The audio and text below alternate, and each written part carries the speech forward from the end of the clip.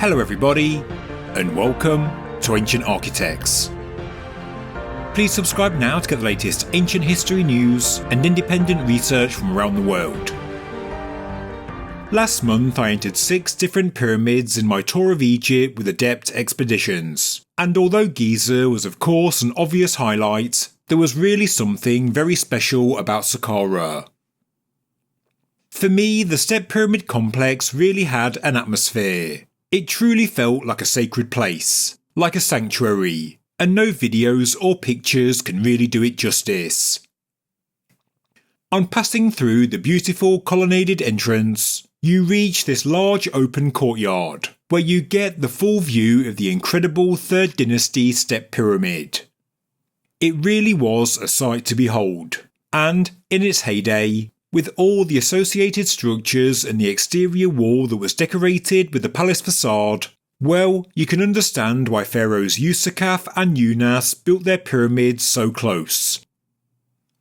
Usakaf was the first king of the 5th dynasty, whilst Unas was the last, and both wished to be associated with Djoser, whose enormous statue we can see here moved from the pyramid to the Cairo Museum. The Pyramid of Unas was built to the southwest of the Step Pyramid, outside of the ancient moat that once circled the 3rd Dynasty complex, as shown on this diagram. In terms of main pyramids constructed for a king, it is the smallest of the Old Kingdom, but size really isn't everything, or so I've been told, because inside there is something extremely significant to ancient Egyptian history. Yes, on the walls of the pyramid's subterranean chambers, we find the famous pyramid texts, and it was so special to see these up close and in person. This was the 2nd pyramid I entered last month, and it is a fantastic structure to visit, with its magnificent sarcophagus still in place, as well as the beautifully decorated walls.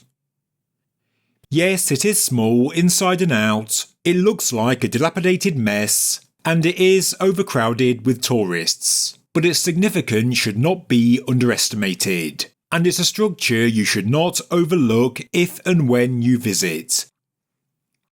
Unas clearly wanted a close association with Djoser, and the likely reason the pyramid is so small is because to get it as close to the Step Pyramid as possible, the architect had to fit it in between the pre-existing structures. And because of these space constraints, it was not an easy structure to build, and it also required deep foundations. The pyramid's associated structures were also challenging to build. The causeway is enormous, being a similar size to Khufu's, and it was partly built over the ancient dry moat. It also bends twice, and interestingly, the first leg of the causeway when leaving the Valley Temple lines up directly with the Step Pyramid of Djoser, again showing just how important this structure must have been to Unas. It's even been suggested that this early part of the causeway was part of the original 3rd Dynasty causeway of Djoser. The covered causeway was really fascinating to see. The reconstructed section shows how the light was let inside, with the small masonry gap running through the centre of the ceiling beams. What remains of the decoration is also the finest quality workmanship. Back to the pyramid, and on the lowest levels some of the casing stones have remained in place, although there was a lot of restoration in the 19th dynasty by Prince Kenwezet, especially on the south side where he left an inscription. In places, the casing stones are heavily eroded, but we do have an idea of the pyramid's original finish. But the actual core masonry looks worse and worse the closer you get, and it made me think that one large earthquake could finish off this structure once and for all.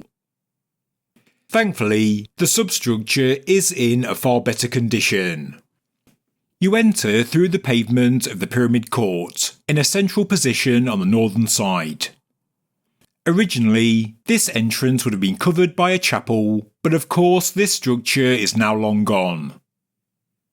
The later you are to the pyramid, the busier it gets, and you can see the constant train of people coming in and out of the structure.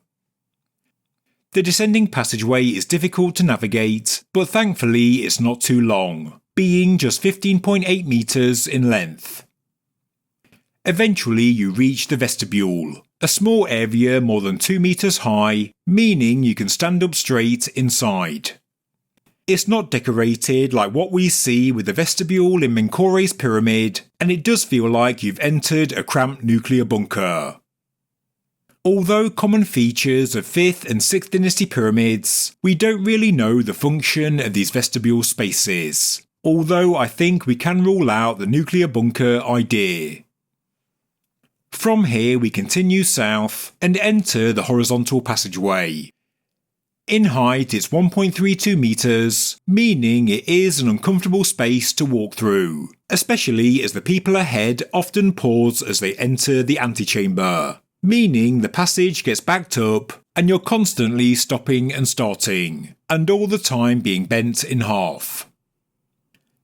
The passageway length is 14.35 metres, and here, as Keith Hamilton points out, around midway through the passage the rock type changes to granite. Here's the start of the granite. Say again, sorry? The start of the granite. Oh yeah. This is the start of a sequence of 3 portcullises, all of which are now removed from the internal structure. All that remains are the grooves on the walls and the tall narrow spaces that held the portcullis blocks. Thankfully, these do give visitors a chance to stand up, momentary respite in the journey towards the antechamber. As you slowly edge forward, you can see the pyramid text ahead, beautifully etched onto the walls of the antechamber, and this is real history right in front of us, being the oldest ancient Egyptian funerary texts, the earliest known corpus of ancient Egyptian religious writing. Unlike the later coffin texts and Book of the Dead, the pyramid texts of the Old Kingdom were only reserved for the king, and they were also not illustrated. That there is the entrance to the burial chamber, which at the time was absolutely full of people, and so, together with the darkness, my footage really isn't that great. The pyramid texts continue on the walls of the burial chamber, and there you can see the ceiling covered with stars. When up close you can still see some red guidelines underneath, and these show that the final painted stars actually shifted slightly to the left to what was planned. And now, as I turn towards the beautiful sarcophagus, the lights inside go out, because we're about to see something quite special. But before we do this is a view of the chamber without the people inside. You can see that halfway along, the pyramid texts come to an end, and the walls around the sarcophagus at the western end are now alabaster panels decorated with the palace facade. This decorated area around the sarcophagus is square in shape, measuring 6 by 6 cubits. The palace facade decoration is beautifully done, both engraved and painted, and a lot of the multicoloured paint still survives. But this paint and the etchings from the reign of Unas cover something quite fascinating, and it's best seen with a flashlight. And there it is. Hiding in plain sight, we can see the figure of a man on the alabaster panels. But this is not just any man, it's actually King Khufu, the builder of the Great Pyramid of Egypt. Yes, these panels have been reused. After being examined, the original scene shows Khufu in the act of harpooning, and wearing the crown of Lower Egypt. We know it's Khufu because there is a serek by the king's head, and we can still read Hor Megiddo, which is the Horus name of Khufu. The blocks used by Unas could have come from Khufu's pyramid complex at Giza, or maybe his long-lost royal palace. It's also possible there was a structure built by Khufu at Saqqara, and maybe it was found in a ruinous state at the time of construction of the Pyramid of Unas. There are actually traces of scenes on both the northern and southern panels, directly adjacent to the sarcophagus, and in both scenes, the faint image of King Khufu is seen. It's like an optical illusion and can only be seen with a flashlight. Now, I have to say, I do think these faint scenes are visible by design, because if Unas wanted to, he could have ordered his men to sand them out no problem, as the chosen stone is not difficult to work. He's chosen to have these faint echoes of the mighty King Khufu inside his burial chamber, the builder of the single greatest structure of all Egypt. And remember, Unas built his pyramid in the shadow of the oldest royal pyramid, the Step Pyramid of Giza at Saqqara. So Unas is connecting himself to two of the greatest kings that came before him, Giza of the 3rd dynasty and Khufu of the 4th.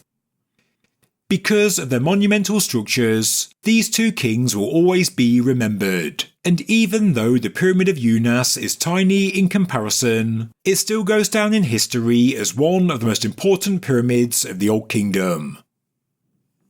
Compared to the Step and Great Pyramids, yes, from the outside this pyramid is quite forgettable, but it will always be remembered, and it will always be extremely significant, being the first pyramid to contain the pyramid texts, and this alone elevates the structure above so many pyramids that came before and after it. Back inside, and it's also worth noting the sarcophagus, which is 2.67 metres long, 1.22 metres wide, and has a height of 1.15 metres. It's often described as black basalt, but it's actually made of a dark and hard type of sandstone, and this is known as greywacke.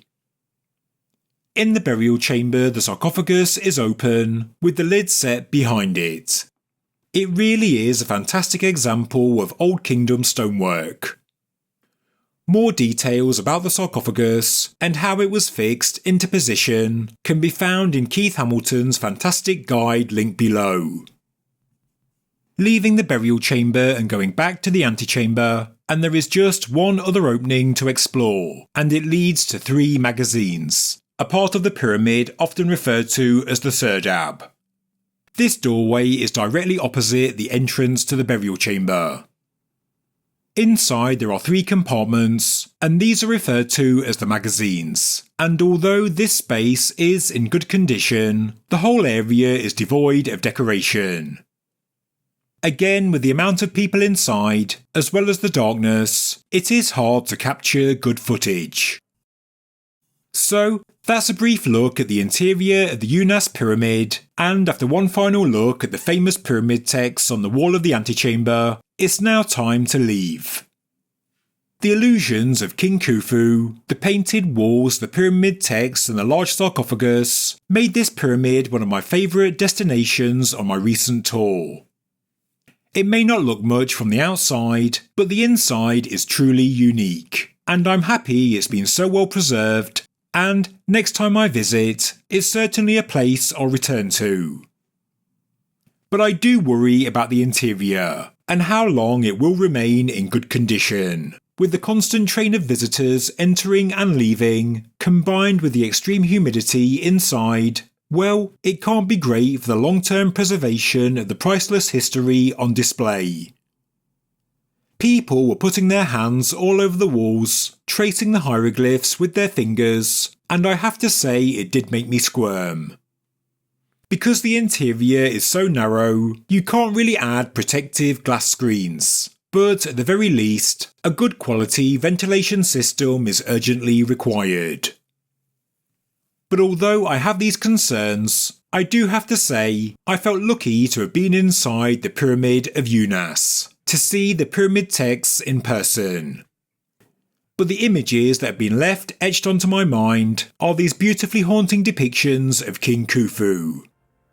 The pyramid may not have the same presence and grandeur compared to the Great Pyramid and Step Pyramid. It's not spectacular from the outside, but on leaving the structure, I did find it just as memorable, and I would certainly recommend a visit.